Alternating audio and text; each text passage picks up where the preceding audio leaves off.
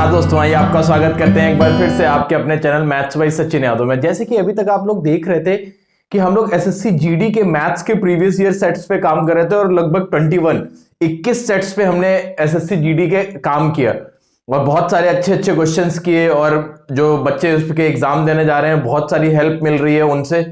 और अब हम उस सीरीज को चेंज करके एसएससी सीएचएसएल की सीरीज में बदल रहे हैं और अब हम एसएससी सीएचएसएल के प्रैक्टिस सेशन स्टार्ट करने जा रहे हैं 1 2 3 करके।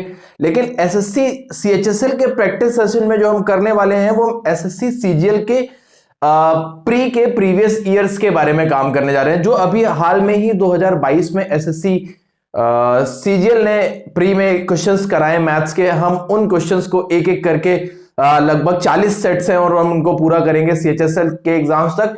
तो इससे हमारे सीजीएल प्री के साथ सीएचएसएल प्री के साथ साथ सीजीएल मेंस की भी अच्छी तैयारी हो सकती है। तो देखिए आज हम उसका पहला सेट लेके आए हैं, सीएचएसएल का पहला प्रैक्टिस सेट, जो कि सीजीएल का 1 दिसंबर का फर्स्ट शिफ्ट का पेपर है। तो देखिएगा क्या कह रहा है ये आपका जो मैंने पहला सेट उठाया, इसका पहला क्वेश्चन क्या कह रहा है। कह रहा है निम्नलिखित में से कौन सी संख्या है जो 49 की पावर 15 माइनस 1 का भाजक है। देखिए ये जो आपको दिख रहा है, ये दिख रहा है आपको a की पावर n माइनस b की पावर n। अगर हम 1 की पावर 15 कर देते हैं तो a की पावर n माइनस b की पावर n में अगर n ऑड है तो ये हमेशा a माइनस b से फुली डिविजिबल होता है। तो जब आप 49 की पावर 15 और माइनस 1 की पावर 15 को अगर देखेंगे तो ये 48 से पूरा डिवाइड होगा। अगर 48 से पूरा डिवाइड होगा तो 50 आंसर नहीं हो सकता, 14 आंसर नहीं हो सकता, 46 आंसर नहीं हो सकता, क्योंकि ये 48 से पूरा डिवाइड होगा तो 8 इससे पूरा डिवाइड होगा। तो जो आपका सही आंसर होगा वो होगा 8, फोर्थ ऑप्शन। एक बार फिर से समझिएगा आपसे क्वेश्चन क्या कह रहा था। 49 की पावर 15 माइनस 1 की पावर 15, इनमें से कौन सा इसका भाजक है, कौन सा उसका फैक्टर है या कौन सा इसका डिवीजर है, ये पूछा गया क्वेश्चन में। तो आपने देखा a की पावर n माइनस b की पावर n में देखा ये a माइनस b, मतलब 49 माइनस 1 48 से डिविजिबल होगा और 48 जो होता है वो 8 से डिविजिबल होता है। तो 48 के जितने भी पार्ट होंगे 2 4 6 8 वो सारे से ये पूरा डिविजिबल होगा। तो जो इसका सही आंसर हो जाएगा इन चारों में से वो हो जाएगा फोर्थ ऑप्शन। बहुत आसान और बहुत बेहतर क्वेश्चन है, एक एक करके बहुत अच्छे क्वेश्चन पे हम काम करने वाले हैं। ये था पहला क्वेश्चन। चलते हैं दूसरे क्वेश्चन की तरफ कि दूसरा क्वेश्चन क्या कह रहा है। देखिए ये एक बहुत आसान सवाल जिसको हमने जीडी के बहुत सारे सेट्स में किया। देखिए ऐसे भी क्वेश्चन मिलते हैं आपको इजी। क्या कह रहा है, क्वेश्चन को आराम से पढ़ के बनाने की कोशिश करिए। कह रहा है 169 और 144 का मध्यानुपाती, और मध्यानुपाती जब निकालते हैं तो दोनों का मल्टीप्लाई करके स्क्वायर रूट करते हैं। तो 169 का स्क्वायर रूट देखेंगे तो 13 और अगर 144 का स्क्वायर रूट देखेंगे तो 12। तो जो इसका सही आंसर हो जाएगा वो हो जाएगा 12 3 36, 12 एकम 12 3 15, 156। तो इसका जो सही आंसर हो गया वो फर्स्ट ऑप्शन। बहुत आसानी से कर सकते हैं आप, बहुत आराम से करने वाला क्वेश्चन। 169 और 144 का मध्यानुपाती, तो दोनों का गुणा करके स्क्वायर रूट वर्गमूल ले लें तो हमें इसका आंसर मिल जाएगा। ये हो गया क्वेश्चन नंबर सेकंड का आंसर। चलते हैं क्वेश्चन नंबर थर्ड पे कि थर्ड क्या कह रहा है। कह रहा है नीचे दिए गए वृत्त चित्र 8 विभिन्न कंपनियों द्वारा बेचे गए ट्रकों की संख्या को दर्शाता है। इन सभी कंपनियों द्वारा बेचे गए ट्रक की कुल संख्या 4000 है। इस विशिष्ट कंपनी द्वारा बेचे गए ट्रक की संख्या को इन 8 कंपनियों द्वारा बेचे गए ट्रक की कुल संख्या के प्रतिशत के रूप में दर्शाया गया है। देखिए ये एक पाई चार्ट दे रखा है, ये एक सर्कल दे रखा है जिसमें परसेंटेज में दिखाया गया है किस कंपनी ने कितने ट्रक बेचे गए हैं और जो टोटल ट्रक बेचे गए हैं वो है 4000। तो आपसे पूछा क्या गया है क्वेश्चन, ध्यान से पढ़िएगा। कह रहा है बी, सी, एफ और एच द्वारा बेचे गए ट्रकों की संख्या इन सभी कंपनियों द्वारा बेचे गए ट्रकों की संख्या से कितने प्रतिशत कम है। अब देखिएगा किस किस कंपनी के बारे में बात कर रहा है। बी, सी देखना बहुत अच्छे से समझना कि बी जो कि दे रखा है 27% दे रखा है आपको, सी जो कि आपको पता है सी में 18% है, प्लस आप देखेंगे एफ, तो एफ में आप देखेंगे 7% है, और एच में जो आप देखेंगे वो आपको 14% है। इतना बेचा गया है। तो कह रहा है ट्रकों की संख्या से सारे कंपनियों के बेचे गए ट्रकों की संख्या से कितने कम है। तो जैसे ही आपने इसको जोड़ा तो ये हो गया आपका 18 4 22, 22 और 14 36, और 36 और 27 को जोड़ेंगे तो आपका 36 और 27 हो जाएगा आपका 63। कितना परसेंट हो गया, 63% हो जाएगा। 8 7 15 7 22, सॉरी थोड़ा सा गलत हो गया। 8 18 7 25, 25 और 14, ये 8 7 नहीं है 18 7, 18 और 7 25, 25 और 14 हो गया उनका 39, और 39 और 27 को जब आप जोड़ेंगे तो ये हो जाएगा 66%। कितना हो जाएगा? 66%। जो कि पूछ रहा है कि टोटल से कितना कम होगा, और जो टोटल बिक्री थी वो 100% मानेंगे तो कितने प्रतिशत कम है। तो आप साफ साफ देख के बताएंगे कि ये 34% कम है। आप आराम से इसका आंसर बता सकते हैं कि जो आंसर होगा वो फर्स्ट ऑप्शन होगा। फिर से क्वेश्चन अच्छे से समझिएगा। कहा क्या है? कह रहा है बी सी। ये जितने भी आपके पाई चार्ट के सवाल हैं, ग्राफ के सवाल हैं, उनमें कुछ नहीं करना, बस वैल्यूज को सही से देखना है और प्रॉपर सॉल्विंग पे ध्यान देना है। आसानी से कर सकते हैं। कह रहा है बी, सी, एफ और एच द्वारा बेचे गए ट्रकों की संख्या इन सभी 8 कंपनियों द्वारा बेचे गए। तो बी द्वारा 27, 18, 7 और 14 सबको जोड़ लिया तो ये 66% हो गया। अब इसको 100% से निकाल देंगे, कम करके देखेंगे कि कितने परसेंट कम है, तो 34% कम हो गया। 100 पे है तो बटे में 100 करने की कोई जरूरत नहीं है, सीधे सीधे आप प्रतिशत देख सकते हैं। ये हो गया आपका क्वेश्चन नंबर 3। चलते क्वेश्चन नंबर 4 पे। क्या कह रहे हैं? देखिए, कह रहे एक निम्न ग्राफ में 2 क्रमागत वर्ष 2018 और 2019 के दौरान एक प्रकाशक कंपनी की 6 शाखाओं से पुस्तकों की बिक्री 1000 में दर्शाता है। प्रकाशन कंपनी की 6 शाखाओं से, ये आपको 6 शाखाओं से पुस्तकों की बिक्री दे रखी है। ये पूरा ग्राफ बना के दिया हुआ है, और जो बिक्री दे रखी है वो किस हिसाब से दे रखी है देखिएगा। कह रहे हैं दोनों वर्षों में पहली शाखा की कुल बिक्री और दोनों वर्षों में चौथी शाखा की कुल बिक्री का अनुपात क्या होगा। तो देखिएगा कैसे करेंगे इस सवाल को कि दोनों पहली शाखा में दोनों साल में, देखिए यहां पे कितना देख रहा है 80 और ये है 105। तो पहली शाखा में कितना हो रहा है 80 और 105 मिला के 185। और दोनों शाखाओं में जब आप देखेंगे चौथी बार में, तो चौथे में कितना हो जाएगा? ये हो जाएगा 90 और 90 के बाद दे रखा 95। तो 90 और 95 मिला, सॉरी 90 नहीं 85 है ये दे रखा है इसका 85 और ये दे रखा है 95। 85 और 95 मिलाएंगे तो ये हो जाएगा 180।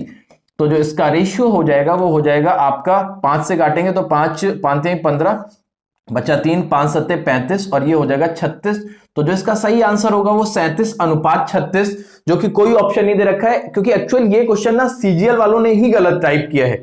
सीजीएल में ही गलत है, पेपर में ही गलत आया हुआ है। तो इसका आंसर जो है सही आंसर होगा वो 37:36, जो कि किसी ऑप्शन में नहीं दिख रहा है। ये एक्चुअल पेपर में ही गलत क्वेश्चन आया था, है ना। चलते हैं अगले क्वेश्चन की तरफ, देखते हैं 5वां नंबर क्वेश्चन क्या कह रहे हैं। कह रहे हैं एक समकोण त्रिभुज PQR में Q पर समकोण है। अच्छा, PQR में कहां पे समकोण दे रखा है? आपको समकोण दिया गया है कि P पर समकोण दे रखा है। चलिए देखते हैं, समकोण त्रिभुज बना लेते हैं हम लोग कि समकोण त्रिभुज ये बन गया आपका समकोण त्रिभुज, जो कि कहां पे समकोण दे रखा है इन्होंने कि आपका समकोण है Q पर। तो ये आपका Q पर समकोण हो गया। ठीक है भाई, मैंने मान लिया। कह रहा है PQR, ये P हो गया और ये R हो गया। जहां पे आपको PR की लंबाई 17 यूनिट दे रखी है तो ये हो गई 17, और आपको QR की लंबाई 8 दे रखी है तो ये हो गई आपकी 8। तो ये पक्का 15 हो जाएगी, 8 15 17 से। वैसे ये गिवन भी है कि PQ की लंबाई भी 15 दे रखी है, और RPQ का जो मान दे रखा है वो आपको अल्फा दे रखा है। कितना दे रखा है? अल्फा। तो RPQ आपको जो एंगल दे रखा है वो कौन सा दे रखा है? Angle RPQ। तो ये जो एंगल आपको पता है ये अल्फा पता है, और आपको बताना है sine alpha plus cos alpha का वैल्यू क्या होगा। देखिए बहुत आसान सवाल है। साइन अल्फा और कॉस अल्फा का वैल्यू जब आप देखने जाएंगे तो आप यहां से देखेंगे, जब देखेंगे साइन अल्फा तो ये हो जाएगा आपका लंब बटे कर्ण, तो ये हो जाएगा 8/15। और जब आप कॉस अल्फा देखेंगे तो आधार बटे कर्ण, तो ये हो जाएगा, सॉरी 8/17, क्योंकि आधार ये हो गया, लंब आपका 8 हो गया और ये हो गया। कॉस अल्फा देखेंगे तो आधार बटे कर्ण, तो ये 15/17 हो जाएगा। तो जैसे ही आपने इसको जोड़ा तो ये जो आपका आंसर हो जाएगा ये हो जाएगा आपका, ये 8/17 है, 15 8 23/17। तो कौन सा ऑप्शन सही होगा इसको देख लीजिए, ऑप्शन नंबर सेकंड। तो 5वें का जो सही आंसर हुआ वो सेकंड ऑप्शन। बहुत आसानी से करने वाला क्वेश्चन, बस केवल प्रॉपर वैल्यूज को और लैंग्वेज को अच्छे से पढ़ेंगे। कुछ नहीं दे रखा है इस क्वेश्चन में, आसान सा। देखिए 6 नंबर क्वेश्चन नंबर 6, ये भी आपका जो देख रहा है, देखिए एक एक सेट में ना 3-3 क्वेश्चन दे रखे हैं DI के। देखिएगा ये क्या कह रहा है क्वेश्चन, अच्छे से पढ़ के बनाने की कोशिश करिए। कह रहा है 3 दिनों के दौरान प्रिंटर जेड द्वारा मुद्रित पृष्ठों की औसत संख्या कितनी होगी। कह रहा है निम्नलिखित तालिका 3 दिनों के दौरान 3 प्रिंटर द्वारा मुद्रित पृष्ठों की संख्या कितनी है।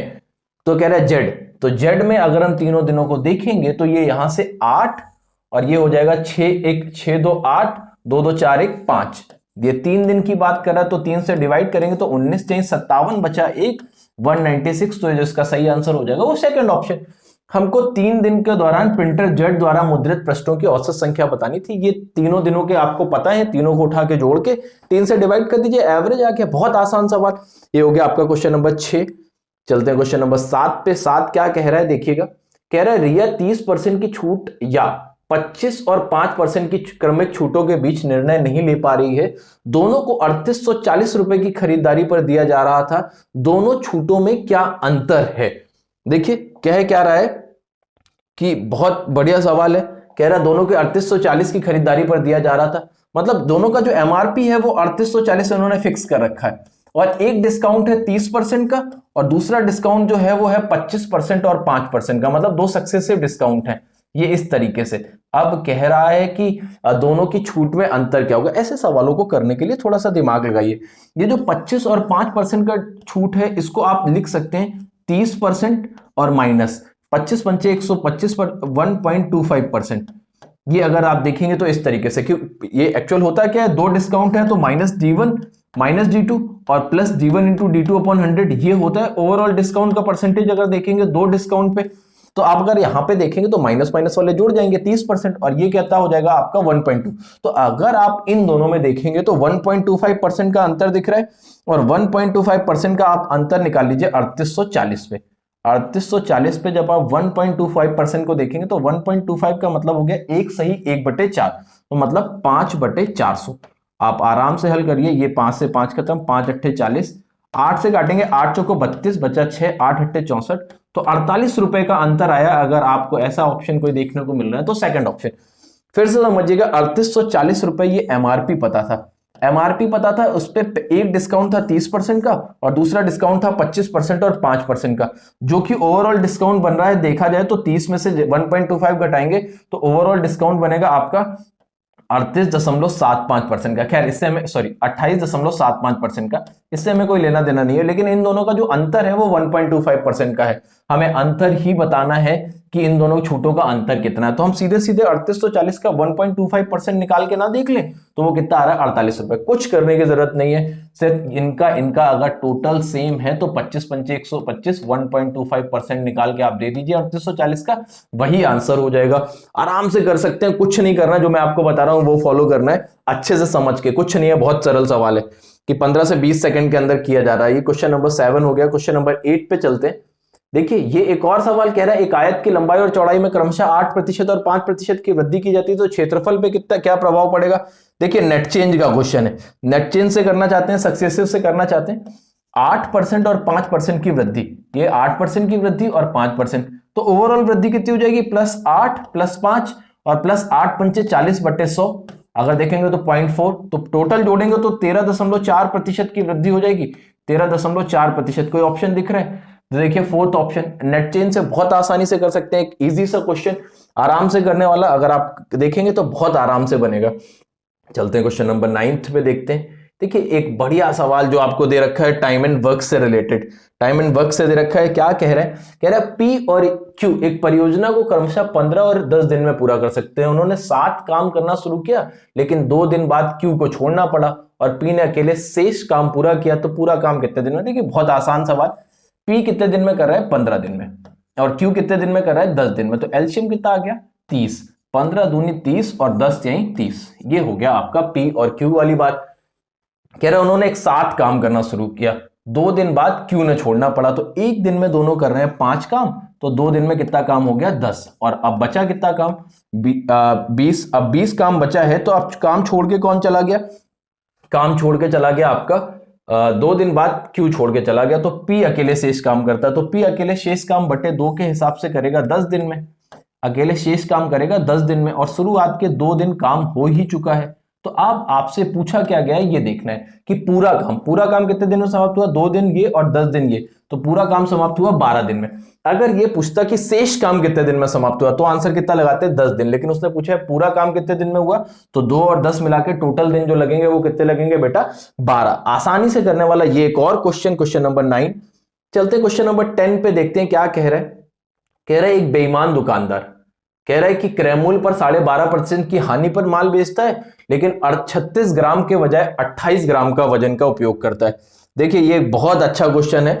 जितने लोग बेईमान दुकानदार का एक पूरा टाइप बनता है, जहां पे हमने आपको ये बताया है, जब हम आपको पढ़ाते हैं, जब इसका टाइप क्लियर करते हैं कि 36 ग्राम की जगह 28 ग्राम, मतलब अगर ये कम वजन तौल रहा है, 36 ग्राम की जगह 28 ग्राम तौल रहा है, तो ये कहीं ना कहीं फायदा उठा रहा है। अगर आप ये देखेंगे फायदा उठा रहा है, तो यहां से अगर हमने काटा तो इसकी क्वांटिटी का रेशियो 4 एम 36 और 4 सत्ते 28 बन रहा है, तो जो ये प्रॉफिट उठा रहा है वो 7 से 9 हो जाएगा। क्या हो जाएगा? 7 से 9। एक्चुअल इसका जो सीपीएसपी पे जो प्रॉफिट होगा वो 7 से 9 हो जाएगा। और 12.5% का डिस्काउंट है, सॉरी डिस्काउंट नहीं, 12.5% की हानि पे बता रहा है कि हम 12.5% की हानि पे आपको बेच रहे हैं। तो अगर आप ये देखेंगे दो सक्सेसिव से, तो ये 7 से 7 खत्म, 8 से 9 हो रहा है, 8 से 9 हो रहा है। तो अगर आप ये देखेंगे कितने परसेंट का प्रॉफिट हो गया? 12.5% का क्या हो गया? प्रॉफिट। एक बार फिर से समझिएगा, अगर किसी को नहीं समझ में आया तो 12.5% का प्रॉफिट, ये 12.5%। फिर से कह रहा है एक बेईमान दुकानदार क्रयमूल्य पर 12.5% की हानि पर माल बेचता है। उसने बता दिया कि हम जो माल बेच रहे हैं वो 12.5% के लॉस पे बेच रहे हैं, लेकिन 36 ग्राम की जगह 28 ग्राम, मतलब कम वजन तौल रहा है, तो उसका प्रतिशत लाभ बताना। 36 ग्राम की जगह अगर 28 ग्राम तौल रहा है, तो कहीं ना कहीं 9 की जगह 7 तौल रहा है। अगर 9 की जगह 7 तौल रहा है, तो जो इसकी क्वांटिटी हो जाएगी वो 7 से 9 हो जाएगी। तो अगर 7 से 9 क्वांटिटी हो गई, अब आपसे ये, सॉरी क्वांटिटी कह रहे हैं, ये जो प्रॉफिट हो जाएगा वो कितने से हो जाएगा? 7 से 9। एक ये प्रॉफिट हो गया 7 से 9, दूसरा लॉस है 12.5%। तो ओवरऑल अगर हम देखेंगे तो 12.5% का क्या हो जाएगा? फायदा हो जाएगा। तो इस सवाल का जो सही आंसर होगा वो हो जाएगा फोर्थ ऑप्शन। एक आसान सा और एक बढ़िया सा क्वेश्चन। क्वेश्चन नंबर 11 पे चलते हैं। क्या कह रहे हैं? कह रहा है जब 2500 रुपए प्रति वर्ष साधारण ब्याज की दर से 8 वर्षों के लिए निवेशित करने पर परिपक्वता पर 3725 रुपए की राशि प्राप्त होती है, तो प्रति वर्ष भुगतान किए जाने वाले साधारण ब्याज की दर। देखिए है बहुत बढ़िया सवाल, कुछ नहीं, सिर्फ लैंग्वेज का खेल है। 2500 रुपए पर 8 वर्ष में जो अमाउंट मिल रहा है वो 3725 रुपए मिल रहा है। 3725 रुपए जो ये पता है, ये 8 वर्ष का अमाउंट है। अगर 8 वर्ष का अमाउंट है, तो अगर इसमें से मूलधन घटा दिया जाए तो हमको 8 वर्ष का ब्याज जो देखने को मिलेगा वो 5 और 2, 7 में 5 गया 2, और 1225 रुपए। ये 8 वर्ष का है, तो एक वर्ष का ब्याज कितना हो गया? 1225/8 इंटू मूलधन कर देंगे, तो मूलधन कितना दे रखा है हमको? 2500 इंटू 100 कर देंगे तो ब्याज की दर आ जाएगी। एक वर्ष का ब्याज बटे मूलधन इंटू 100 करेंगे तो ब्याज का दर आ जाएगा। 100 से 2 जीरो खत्म हो गए, 25 से काटने जाएंगे, 25 चौको 100। अगर 25 चौको 100 के बाद कुछ बच रहा है तो 22 बच रहा है, 25 नौ 225। 8 से काटेंगे, 8 छंग 48, 8 छंग 48 के बाद बचा 1, जो 1/8 होगा वो हो जाएगा आपका 0.125%। तो जो इसका सही आंसर हो जाएगा वो 6.125%, तीसरा ऑप्शन। बहुत आसान। कह रहा है 2500 रुपए आपको मूलधन पता था, आपको अमाउंट पता था 3725 रुपए, 8 साल का अमाउंट था। तो जब आपने ब्याज देखा 8 साल का तो 1225 रुपए, तो एक साल का ब्याज कितना हो जाएगा? 1225/8। अब आपको बताना है कि ब्याज का दर क्या होगा, तो एक वर्ष का ब्याज हो गया बटे मूलधन इंटू 100 कर दिया, तो ब्याज की दर आ गई 6.125%। ये हो गया आपका क्वेश्चन नंबर 11। चलते क्वेश्चन नंबर 12 पे देखते हैं क्या कह रहे हैं। कह रहे हैं दो वृत्त एक दूसरे को बाह्यतः स्पर्श करते हैं, ए बी दोनों वृत्तों की उभयनिष्ठ अनुस्पर्श रेखा है, ए और बी स्पर्श बिंदु है। तो कह रहा है ए और बी स्पर्श बिंदु है, तो कह रहा है कोण पी ए बी अगर 40 दे रखा तो ए बी पी का मान क्या होगा? तो देखिएगा कैसे करेंगे क्वेश्चन। पहले जो आपसे कह रहा है इसका फिगर बना लेते हैं हम लोग। फिगर बना लेते हैं। फिगर क्या कह रहे हैं कि दो वृत्त दे रखे हैं जो कि स्पर्श कर रहे हैं, दो वृत्त जो कि बाह्यतः स्पर्श कर रहे हैं। तो अगर दो वृत्त बाह्यतः स्पर्श करते हैं तो मैंने मान लिया कुछ इस तरीके से ये बन रहा है फिगर कि दो वृत्त बाह्यतः स्पर्श करते हैं। एक कह रहा है ए बी दोनों की उभयनिष्ठ स्पर्श रेखा है, ए बी जो है वो दोनों की उभयनिष्ठ स्पर्श रेखा है, जो कि हमने ये खींच ली। सॉरी देखते हैं यहां पे एक ए बी उभयनिष्ठ स्पर्श रेखा है जो ए पे और बी पे ऐसे करके टच कर रही है, और कह रहे हैं ए बी उभयनिष्ठ स्पर्श ए और बी पर स्पर्श बिंदु है और बाह्यता पी पे छूते हैं। ये वाला जो पॉइंट दे रखा है ये इन्होंने कितना दे रखा है? पी, और ये एक ट्रायंगल बन गया। ये अगर एक ट्रायंगल बन गया, अब आपको जो एंगल पता है वो पता है कोण पी ए बी। ये वाला एंगल जो है ये आपको पता है 40 डिग्री है, ये वाला एंगल 40 डिग्री है। तो ए बी पी ये वाला एंगल आपसे पूछा जा रहा है कि कितना होगा। तो एक थ्योरम के हिसाब से जब आप ये एंगल देखते हैं तो ये एंगल हो जाता है 90 डिग्री। वो अगर हम थ्योरम बताएंगे तो यहां से जो लाइन ड्रॉ करेंगे ऐसे करके, इसके हिसाब से बनती है वो थ्योरम कि ये एंगल पता है, ये एंगल पता है। अगर ये एंगल पता है, ये लाइन है सेम है, तो ये और ये लाइन भी सेम होगी, तो ये जो एंगल बन जाता है वो बनता है आपका 90 डिग्री। ये 90 है, ये 40 है, तो 9 4 13, 13 के बाद बचा कितना, ये 50 डिग्री। तो इस क्वेश्चन का जो सही आंसर होगा वो कितना हो जाएगा, 50 डिग्री, पहला ऑप्शन। फिर से कुछ नहीं करना है, बहुत आसान सवाल। ये 40 दिया है, ये थ्योरम के हिसाब से ये 90 डिग्री हो गया, 9 4 13, तो ये जो बचा वो कितना हो जाएगा, 50 डिग्री। तो क्वेश्चन नंबर 12 का जो सही आंसर हो जाएगा वो कितना हो जाएगा, 50 डिग्री, पहला ऑप्शन। चलते हैं क्वेश्चन नंबर 13 देखते हैं क्या कह रहे हैं। कह रहा है 1500 मीटर की एक दौड़ में अनिल ने बकुल को 150 मीटर से हराया। तो ध्यान से समझिएगा कि कैसे हराया इसने, अनिल ने बकुल को। कह रहा है कि कितने मीटर की, 1500 मीटर की दौड़ में। तो 1500 मीटर की दौड़ में अनिल ने बकुल को हराया। तो जब अनिल 1500 मीटर पे पहुंच गया होगा, तो बकुल वाले भाई साहब जो होंगे वो होंगे 1350 मीटर पे। तभी तो अनिल ने बकुल को 150 मीटर से हराया। उसी दौड़ में बकुल ने चार्ल्स को 75 मीटर से हराया। तो जब बकुल 1500 पे होगा तो चार्ल्स, मतलब बी जब 1500 पे तो होगा, तो सी 75 मीटर से हरा रहा, तो 1425 मीटर पे बैठा होगा। अब इस रेशियो को मर्ज करना, क्योंकि पूछ रहा अनिल चार्ल्स को कितने से हराएगा। तो जैसे ही आपने 0 से 0 काटा तो ये 15 10 और 9 का रेशियो हो गया। जैसे ही आपने इसको काटा तो ये काटेंगे तो ये 25 से कटेगा, 25 छक्का 150, और ये हो गया 60। इसको काटेंगे तो ये हो जाएगा आपका 25 पंचे 125, 25 सत्ते 175, 3 से कटेगा, ये हो गया 20 और ये 19। तो जैसे ही आप रेशियो मर्ज करेंगे, तो रेशियो मर्ज करते ही ये बन जाएगा आपका 20 धाम 200, और ये हो जाएगा 180। खैर इसके कोई लेना देना नहीं है, और 19 नहीं है 171। तो अगर अनिल चार्ल्स को कितने से हराएगा, तो यहां से देखिए कितने से हरा रहा है, 29 से। अगर 29 से हरा रहा है, 200 यूनिट का वैल्यू 1500 मीटर पे जब ये होगा, तो 1 यूनिट का वैल्यू कितना हो गया, 15/2। और हरा कितने से रहा है, 29 से। तो 29 का वैल्यू देखेंगे, इंटू 29 कर दीजिए। तो जैसे ही आपने मल्टीप्लाई किया तो 15 9 135, और हाथ से लग गया 13, 15 दूनी 30 और 13 हो गया 43/2। तो जैसे ही आपने 435, 400 का आधा 200 और 35 का आधा जो हो जाएगा वो 17.5 हो जाएगा, 217.5 मीटर। जो आंसर होगा वो सेकंड ऑप्शन। फिर से समझिएगा, एक बार फिर से समझ लीजिएगा। जब ए ने बी को 150 मीटर से हराया, तो जब ये 1500 पे तो ये 1350 पे, और जब बी 1500 पे तो ये 1425 पे। काट के ए बी का रेशियो और बी सी का रेशियो बना के ए बी सी का रेशियो मर्ज कर लिया। अब कह रहा है ए सी को कितने मीटर से हराएगा। तो जब ये 200 वाला 1500 पे पहुंचेगा तो 171 कितना पीछे रह जाएगा, 29 यूनिट। तो उसका वैल्यू जो आ गया 217.5 मीटर आ गया। तो जो इसका सही आंसर होगा वो सेकंड ऑप्शन, ये हो गया क्वेश्चन नंबर 13। चलते हैं क्वेश्चन नंबर 14 पे। 14 नंबर देखते हैं क्या कह रहे हैं। कह रहा है दो संख्याओं का HCF 12 है, तो निम्नलिखित में से कौन सा इसका एलसीएम नहीं हो सकता, ये देखना है आपको। HCF जो पता है वो कितना पता है, 12। अगर HCF 12 है तो पूछ रहा निम्नलिखित में से कौन सा एलसीएम कभी नहीं हो सकता। देखिए, जो अगर HCF से नहीं कटेगा तो वो एलसीएम कभी नहीं हो सकता। तो 90 ये विदाउट पेन चलाए बता सकते हैं। देखिए 84 कट रहा है, इसका एलसीएम हो सकता है। 60 कट रहा है, इसका एलसीएम हो सकता है। 72 इससे कट रहा है 12 से, ये एलसीएम हो सकता है। लेकिन 90 नहीं कट रहा है, तो 90 कभी इसका एलसीएम नहीं हो सकता, बात याद रखिएगा। ये हो गया क्वेश्चन नंबर 14। चलते हैं क्वेश्चन नंबर 15 पे। क्या कह रहे हैं, कह रहा है क्वेश्चन की दो वृत्तों की परिधि क्रमशः 198 सेंटीमीटर और 352 सेंटीमीटर है, उनकी त्रिज्याओं के बीच का अंतर ज्ञात करना है। तो दो वृत्तों की परिधि का मतलब आपको एक पता है 2πr1, ये मैंने मान लिया कि आपको पता है 198, और 2πr2 ये आपको जो पता है ये पता है 352। दोनों परिधियां पता है 352। तो जैसे ही आपने इनका अंतर किया तो 12 में 8 गया 4, 14 में 9 गया 5, और ये 2 में 1 गया, ये कितना हो गया 1। जैसे ही आप इन दोनों का अंतर करेंगे तो 2π कॉमन लेंगे, 22/7 और 2 ये कॉमन ले लिया। तो अब बचा क्या ब्रैकेट में, R2 माइनस R1। अब आपको कहीं ना कहीं त्रिज्याओं का अंतर चाहिए। तो जैसे ही आपने देखा 22 7 154, तो R2 माइनस R1 जो त्रिज्याओं का अंतर आ गया वो आ गया 7 7 49/2। तो 50 का आधा होता है 25, 49 का आधा कितना हो जाएगा 24.5। तो 24.5 कोई ऑप्शन दिख रहा है। तो इसका आंसर कौन सा हो गया, थर्ड ऑप्शन। आसानी से करने वाला क्वेश्चन ये हो गया क्वेश्चन नंबर 15 का आंसर नंबर थर्ड। तो चलते हैं क्वेश्चन नंबर 16 पे। क्या कह रहे हैं, कह रहा है एक त्रिभुज, किसी त्रिभुज ABC में AB बराबर पता है 12 सेंटीमीटर, और जो आपको AB बराबर 12 सेंटीमीटर, AC बराबर 10, ये जो आपको पता है ये आपको 12 पता है, AC जो पता है ये आपको 10 पता है। और आपसे पूछा जो गया है वो पूछा गया है कि BC की भुजा, ये वाली भुजा की लंबाई नहीं पता है, और यही भुजा आपसे पूछी गई है।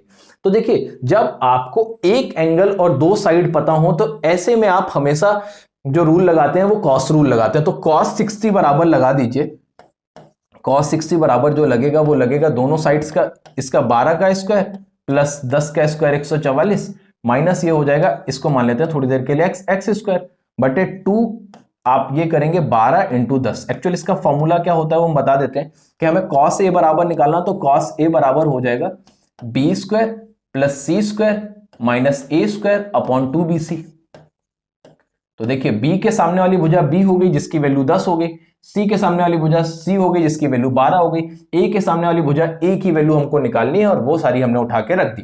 तो जो cos 60 का मान होता है वो कितना होता है 1/2, 144 और 100 जोड़ा तो ये हो गया आपका 244 माइनस एक्स स्क्वायर, और ये हो गया 12 दूनी 24 240, तो 2 से काट दिया, ये कितना हो गया आपका 12 दूनी 24 240 120। तो जैसे ही आप इसको इधर लेके आए तो 120 बराबर कितना हो गया 244 माइनस का एक्स स्क्वायर, तो एक्स स्क्वायर बराबर हो गया 124। अगर 124 देखेंगे तो x बराबर आ गया स्क्वायर रूट ऑफ 124। अगर स्क्वायर रूट ऑफ 124 आ गया तो समझदार है कि 11 का वर्ग स्क्वायर जो होता है वो 121, तो 121 का 11 होता है, उससे थोड़ा सा ज्यादा हमको ये ऑप्शन दिख रहा है 13.2 का मतलब 169 से ऊपर होना चाहिए, बाकी 10 और 7 ये हो नहीं सकती, तो जो इसका सही आंसर आएगा वो 11.13। ये हो गया क्वेश्चन नंबर 16। चलते हैं क्वेश्चन नंबर 17 की तरफ। 17 देखिए, एक आपको क्वेश्चन दे रखा है, ये दे रखा है आपको अलजेब्रा का क्वेश्चन। देखिएगा मैं बता रहा हूं क्वेश्चन क्या कह रहे हैं, कह रहा है x square minus 5x plus 1 बराबर, जो आपको पता है ये पता है 0, और आपको वैल्यू चाहिए x की पावर 6 प्लस x की पावर 4 प्लस x की पावर 2 प्लस 1 अपॉन 5x³। देखिए कितना बेहतरीन क्वेश्चन है। ये सवाल वो है जहां पे थोड़ा सा आपको दिमाग लगाना है। आप इसको ये लिख सकते हैं एक्स स्क्वायर प्लस 1 बराबर 5x, अगर आप थोड़ा सा दिमाग लगाएं एक्स स्क्वायर प्लस 1 बराबर 5x ऐसे करके, तो अगर यहां से एक्स स्क्वायर प्लस 1 बराबर आप 5x लिख सकते हैं, तो आप ये भी लिख सकते हैं कि x, अगर x से यहां पे डिवाइड करेंगे x प्लस 1 अपॉन x बराबर जो हो जाएगा वो हो जाएगा 5, x प्लस 1 अपॉन x बराबर कितना हो जाएगा 5। अगर हम यहां से 1/5 को बाहर ले लें तो जब आप x की पावर 6 अपॉन x³ करेंगे तो ये बचा x³, और जब x की पावर 4 अपॉन x करेंगे तो ये बचा x, जब आप इसके बटे में x³ लाएंगे तो ये 1 अपॉन x हो गया और एक हो गया 1 अपॉन x³। तो एक्चुअल हमें इसका आंसर निकालने के लिए x³ प्लस 1 अपॉन x³ का भी वैल्यू चाहिए होगा, तो हम x³ प्लस 1 अपॉन x³ यहां से कैसे निकाल सकते हैं कि जैसे ही आप देखेंगे तो 5 का क्यूब हो गया 125, और इसी का 3 गुना इसमें घटा देंगे 15, तो ये आ गया 110। ये आ गया आपको x³ प्लस 1 अपॉन x³ का वैल्यू। आप उठा के रख देते हैं, x³ प्लस 1 अपॉन x³ का वैल्यू हमें 110 पता है और x प्लस 1 अपॉन x हमको 5 पता है, तो 110 और 5 हो गया 115, और 115 बटे 5 करेंगे तो जो आपका आंसर आएगा वो 23 पंचे 115 23। तो इसका जो ऑप्शन हो गया वो ऑप्शन नंबर 4 इसका सही आंसर होगा। देखिए बहुत आसान क्वेश्चन जिसको बहुत आसानी से आप कर सकते हैं, एक छोटा सा दिमाग लगा के कि इसमें करना क्या था, कुछ नहीं, बहुत छोटे छोटे से दिमाग लगाने थे कि हमें x प्लस 1 अपॉन x का वैल्यू मिल गया, वहां से इसको हमने सॉल्व करके इसका वैल्यू देख लिया, आसानी से बन गया ये क्वेश्चन। तो क्वेश्चन नंबर 17 का जो आंसर होगा वो होगा बेटा 4th ऑप्शन। चलते हैं क्वेश्चन नंबर 18 पे कि 18 क्या कह रहा है। देखिएगा कह रहा है यदि ये दिया है, यदि दिया यहां पे होगा, यदि दिया है तो p का मान ज्ञात कीजिए। ये आपको पता क्या है, यहां पे ये पता है आपको कि p³ 4 ब्रैकेट में 17 का क्यूब माइनस 7 का क्यूब अपॉन 17 का स्क्वायर प्लस 7 का स्क्वायर प्लस p बराबर आपको 40 पता है, तो आपसे कह रहा है कि p का मान क्या होगा। तो देखिए मेरी एक छोटी सी बात का ध्यान दीजिए, ये आपको ऊपर a³ माइनस b³ दिख रहा है और नीचे आपको दिख रहा है a² प्लस b², और हमको यहां से ये दिखना चाहिए कि a³ माइनस b³ का जो एक्चुअल फॉर्मूला होता है वो क्या होता है कि आप देखेंगे तो पहले ब्रैकेट में a माइनस b, दूसरे ब्रैकेट में a² plus b² plus ab। तो अगर a² plus b² plus ab होता है तो हमें ये भी जो वैल्यू आएगी ये भी किसमें आएगी, प्लस में। पहले हम इसको 4 से काट लेते हैं, ये कितना बचा 10, तो a³ माइनस b³ करेंगे तो 17 में से 7 घटाया तो ये हो गया आपका 10। दूसरे ब्रैकेट में जब आप देखेंगे तो ये हो जाएगा आपका 17 माइनस 7 करेंगे तो ये 10 हो गया। दूसरे ब्रैकेट में जो भी दे रखा है वो सेम है इसी के 17 का स्क्वायर प्लस ये हो जाएगा 7 का स्क्वायर, ठीक है, और प्लस 17 सत्ते 119 हो जाएगा ये प्लस ब्रैकेट में, और ये यहां से दे रखा है इस तरफ 17 का स्क्वायर प्लस 7 का स्क्वायर प्लस p बराबर 10। अगर ये दोनों सेम हैं, 10 से 10 ये दोनों तो बराबर हैं, तो अगर हम p का वैल्यू 119 रख लेते हैं तो ये दोनों आपस में कट जाएंगे और 10 और 10 बराबर हो जाएगा। तो जो p का वैल्यू यहां से देखने को मिल रहा है वो 119 देखने को मिल रहा है प्लस का। बहुत आसान क्वेश्चन है, एकदम छोटा सा दिमाग लगाना है। a cube minus B cube दिख रहा है तो a माइनस बी 10, चलो ठीक है भाई। अब दूसरे ब्रैकेट में a square plus B square, चाहे तो इस 10 को काट के इसको वहां भेज देंगे और कंपैरिजन करेंगे तो भी p का वैल्यू 119 ही देखने को मिलेगा। लेकिन आप डायरेक्ट देख लो यहां से p का वैल्यू जो आ रहा है वो साफ साफ दिख रहा है कि 119 ही होगा। ये हो गया क्वेश्चन नंबर 18 का आंसर। चलते हैं क्वेश्चन नंबर 19 पे कि 19 क्या कह रहा है। कह रहा है cos 45 sec 30 और cosec 30 का मान बताना है। देखिए अगर आपको वैल्यूज पता है तो इन क्वेश्चंस पे कभी गलती नहीं होती। cos 45 इज 1/√2, 1/√2, और जब आप देखेंगे sec 30, देखो भैया cos 30 जो होता है वो होता है आपका √3/2, तो ये हो जाएगा 2/√3, ठीक है। और cosec 30 जो हो जाएगा वो हो जाएगा भैया 2, कितना हो गया 2। तो जैसे ही आप ये √3 को उधर लेके जाएंगे तो ये हो जाएगा 2 माइनस 2√3, √3 घूम के ऊपर चला गया और ये कितना बचा बाहर √2 और ब्रैकेट में 2 माइनस 2√3, और ये √3 घूम के ऊपर आ गया। √2 का गुणा करेंगे तो ये कितना हो जाएगा √3 अपॉन, जैसे ही गुणा किया तो ये हो गया 2√2। cosec 30 प्लस का है तो ये यहां पे प्लस आना चाहिए, ये प्लस होगा बीच में, ठीक है। ये तो जैसे ही आपने गुणा किया तो ये हो गया 2√2 और प्लस 2√6, ये हो गया आपका। अब देखिए ये तो आपका आंसर मैच नहीं कर रहा है। मैच नहीं कर रहा तो एक काम करते हैं, कॉन्जुगेट करते हैं ऊपर नीचे। तो जैसे ही आपने कॉन्जुगेट किया तो √3 ऊपर चला गया तो ये हो गया 2√2 प्लस 2√6, सॉरी माइनस 2√6, और जैसे ही नीचे करेंगे तो नीचे क्या हो जाएगा 2√2 का मतलब हो गया आपका 2 का स्क्वायर 4, 4 दूनी 8, और ये हो जाएगा 24, 8 और 24, 8 और 24 को जब आप देखेंगे तो अंतर कितने का हो जाएगा 8 और 24 में 16 का, तो ये हो जाएगा 16। अगर 16 हो जाएगा तो ऊपर से कुछ कॉमन लेके कट रहा है तो काट लीजिए, तो ऊपर से कॉमन लेके कट रहा है, कट जाएगा तो 2 से कॉमन लेके काट दिया 8, ठीक है। ये नेगेटिव होगा तो इसको पलट दीजिए, ये हो जाएगा √3 का मल्टीप्लाई करेंगे तो √3 3√2, और ये हो जाएगा माइनस का √6 अपॉन 8। तो जो इसका सही आंसर होगा वो होगा पहला ऑप्शन। ये फिर से देखिए थोड़ा सा कैलकुलेटिव, क्योंकि यहां पे आंसर नहीं आया और थोड़ा सा दिमाग लगाते तो यहां से आंसर देख सकते थे। फिर से करना क्या है, आपको कुछ नहीं, वैल्यूज रखने। cos 45 इज 1/√2, sec 30 रख दिया 2/√3, cosec 30 रख दिया 2, सॉल्व कर लिया। सॉल्व करने के बाद यहां तक जब सॉल्व होके आया तो जब आप कॉन्जुगेट कर रहे थे तो बड़े वाले को इस साइड रखेंगे, नेगेटिव आ गया क्योंकि 2√2 माइनस 2√6 करेंगे। तो फाइनली इसका जो आंसर आया 19 नंबर का वो कौन सा आया, फर्स्ट ऑप्शन। सीधे वैल्यूज पे क्वेश्चन था। नंबर 20, क्वेश्चन नंबर 20 क्या कह रहा है, एक वृत्त की त्रिज्या 10 सेंटीमीटर है, इस वृत्त के केंद्र पर जीवा AB द्वारा बनाया गया कोण 60 डिग्री है, तो इस जीवा की लंबाई बतानी है आपके। तो देखिएगा क्या करना है, इसमें सबसे पहले सर्कल बना लेते हैं, बताते हैं एक्चुअली ये फिगर क्या होगा इसका। इसका जो फिगर बनाया वो इस तरीके से बना, एक सर्कल AB पता है जिसकी डायमीटर जो जीवा पता है वो आपको पता है, ये मैंने बना दी, ये जीवा AB द्वारा, और केंद्र पे जो कोण बनाया गया है ये आपको पता है 60 डिग्री, ये पता है 60 डिग्री, और रेडियस इसकी पता है 10। तो अगर इसकी त्रिज्या 10 सेंटीमीटर ये है तो ये भी त्रिज्या है, ये भी कितनी होगी 10 सेंटीमीटर। अगर ये एंगल 60 है तो ये और ये एंगल आपस में इक्वल होंगे, क्योंकि त्रिभुज में तीनों कोण जो होते हैं वो 180 होते हैं, और अगर त्रिज्याएं बराबर है तो भुजाएं बराबर है तो उनके आमने सामने के कोण भी बराबर होंगे। तो 60 के बाद बचा कितना, ये भी 60 होगा और ये भी 60 होगा। अगर तीनों 60 होंगे तो ये बन जाएगा एक समबाहु त्रिभुज बना तो साइड्स भी सेम होंगी, तो ये डायमीटर जो आ जाएगा वो कितना आ जाएगा 10 सेंटीमीटर। फिर से समझिएगा क्वेश्चन क्या कह रहा है, कह रहा है एक वृत्त की त्रिज्या 10 सेंटीमीटर है, वृत्त की त्रिज्या 10 सेंटीमीटर है, और कह रहे हैं इस वृत्त के केंद्र पर जीवा AB द्वारा, तो जीवा AB द्वारा जो केंद्र पे कोण बनाया गया वो बन गया 60 डिग्री। तो कह रहे हैं जीवा की लंबाई बतानी। तो आप बहुत प्यार से कैसे देख सकते हैं कि ये रेडियस 10 है, ये रेडियस 10 है, और ये कोण अगर 60 पता है तो आप आसानी से देख सकते हैं कि ये दोनों कोण भी आपस में बराबर होंगे। वो 60 हो गया तो ये दोनों कोण कितने कितने हो जाएंगे, 60-60 हो जाएंगे। तो अब ये बन गया समबाहु त्रिभुज। तो अगर दोनों साइड 10 है तो तीसरी साइड भी 10 होगी, तो जो जीवा की लंबाई आ जाएगी वो कितनी हो जाएगी, 10 सेंटीमीटर। ये हो गया क्वेश्चन नंबर 20।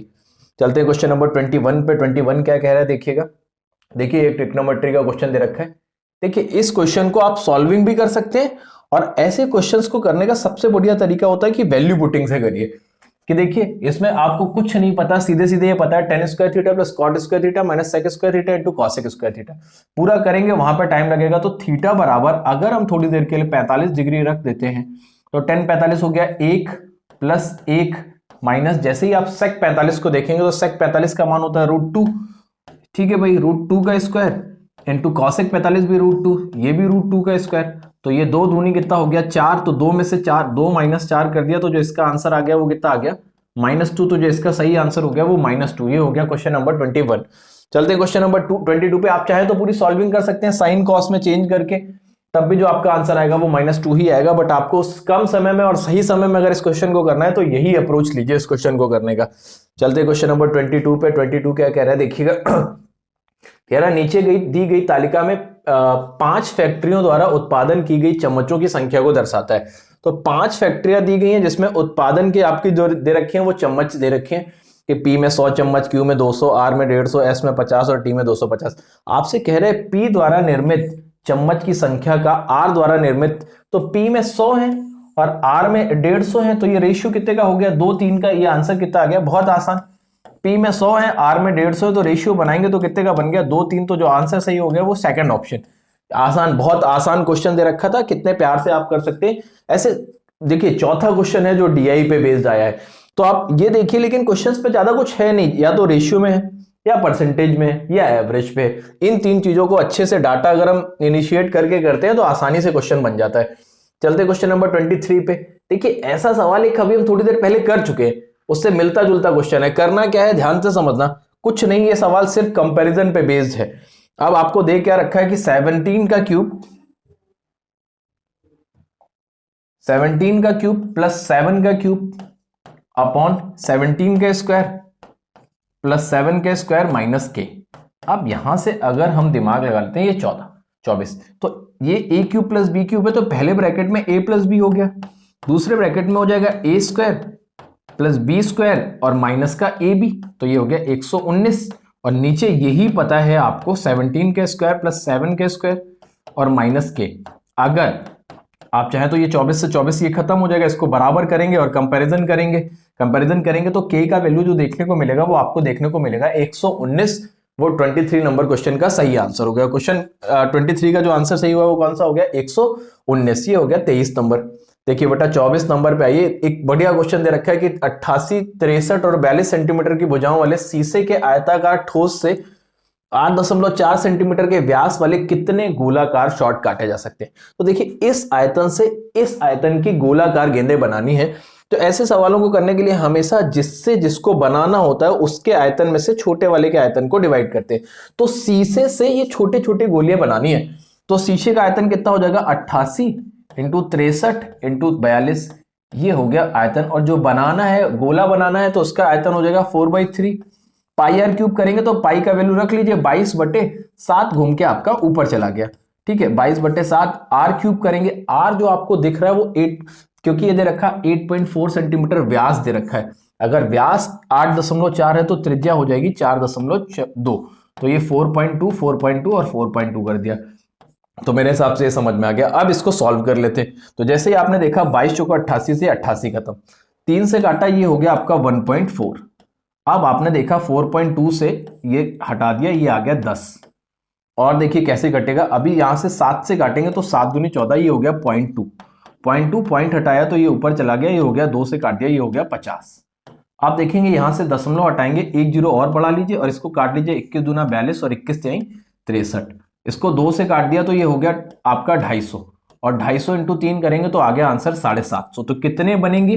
750। तो जो आपका सही आंसर हो गया वो 750 गोलाकार शॉट बनेंगे। तो इसका सही आंसर क्या किया मैंने, क्या किया, वो जो सीसा दे रखा था क्यूबॉइड के शेप में उसका वॉल्यूम निकाला और उससे एक गोली के आयतन से भाग दे दिया, तो टोटल जो गोलियां बनेंगे उनकी संख्या आ जाएगी 750। ये हो गया आपका क्वेश्चन नंबर 24। चलते हैं क्वेश्चन नंबर 25 पे। देखिए कह रहा है 27 पारियों के लिए किसी क्रिकेटर के बल्लेबाजी औसत 47 रन है। कह रहा है एक पारी में उसका उच्चतम स्कोर उसके निम्नतम से 157 रन अधिक है। यदि ये दो पारियां हटा दी जाएं तो शेष 25 पारियों का औसत स्कोर 42 रन है। अच्छा, मैक्सिमम और मिनिमम वाली पारियां घटा देता तो 27 पारियों का जो एवरेज पता है वो कितना पता था? 27 पारियों का जो एवरेज पता है वो पता है 47। कह रहा है मैक्सिमम और मिनिमम दो पारियां निकाल दें तो बची कितनी पारियां? 25। और इनका जो एवरेज बचेगा वो बचेगा आपका, दो पारियां हटा दे तो 42 रन। और कह रहा है मैक्सिमम वाली पारी जो है वो मिनिमम वाले से कितने रन अधिक है? 157 रन अधिक है। 157 रन अधिक है। इसको बाद में यूज करेंगे। तो पहले देख लेते हैं। अच्छा, यहां से मल्टीप्लाई करेंगे तो टिपिकल हो जाएगा, एक पारी पे 5 रन कम हो रहा है तो 25 पे 125 ये कम हो गया, और 94 रन वो दो पारियों के जोड़ लें तो वो जो दोनों पारियां मैक्सिमम और मिनिमम निकली हैं तो वो मिला के कितनी हो गई? 219। उसमें कह रहा है मैक्सिमम वाली मिनिमम वाले से 157 रन ज्यादा है, तो 157 निकाल दीजिए इसमें से। तो 9 में 7 गया 2, बचा आपका 9 में 7 गया 2, बचा आपका यहां से 21, 21 में 15, 62 रन। तो मिनिमम वाली पारी होगी 31 रन की और मैक्सिमम वाली जो होगी वो हो जाएगी 188 रन की। 188 और 31, तो जो आंसर हो जाएगा वो 188 रन।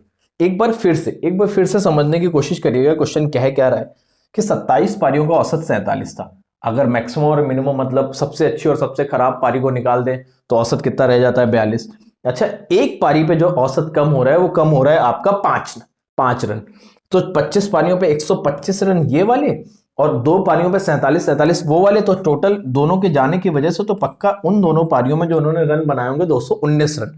अब मैक्सिमम वाली पारी मिनिमम से 157 रन ज्यादा है, तो मैक्सिमम वाला 157 रन पहले ही दे दिया, उसके बाद बचा 62 रन।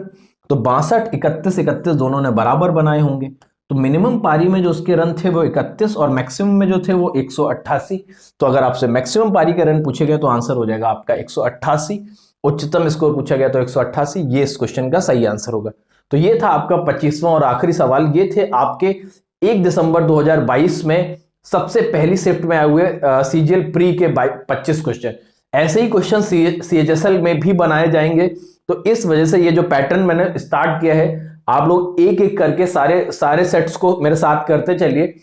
जब आप एट द एंड पूरे 40 सेट फिनिश करेंगे उसके बाद आपकी मैथ की तैयारी बहुत अच्छी हो चुकी होगी, क्योंकि एक तरीके से ये प्रैक्टिस कर रहे हैं हम लोग। जिन लोगों ने पढ़ रखा है उनको बहुत फायदा है, जिन्होंने नहीं पढ़ा वो थोड़ा सा कोर्स को भी पढ़ने की कोशिश करें। तो देखिए आज जो मैंने कराया है, अगर इसमें किसी को कोई भी समस्या आ रही है तो कमेंट सेक्शन में जरूर बताएं, और अगर वीडियो पसंद आया है तो चैनल को लाइक, शेयर और सब्सक्राइब करना बिल्कुल ना भूलें। Thank you very much.